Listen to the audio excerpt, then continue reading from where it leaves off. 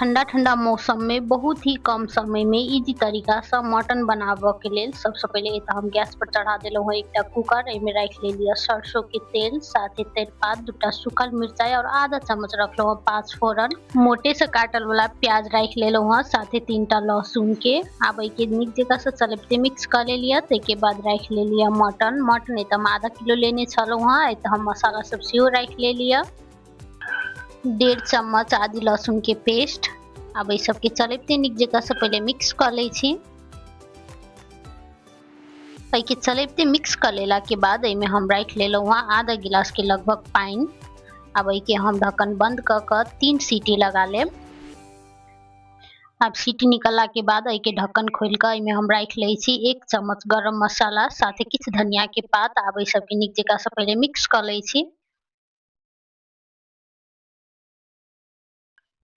अभी मटन के सर्व कर ले छी हम एकटा बाटी में। देख सके छी तो वीडियो में मटन देखते कते डिलीशियस लाग रहल छै। बहुत कम समय में एना क बहुत ही आसानी से बन के तैयार भ जाय छै ई मटन। यदि अहाँ स्टूडेंट छी या कतो जॉब कर रहल छी, अहाँ लग में समय बहुत कम छै, तो ई मटन के रेसिपी जरूर ट्राई करब। ई बहुत ही जल्दी में बन के तैयार भ जाय छै, बहुत टेस्टी बनै छै। वीडियो लास्ट तक देखा के लिए सब गोटे के बहुत बहुत धन्यवाद।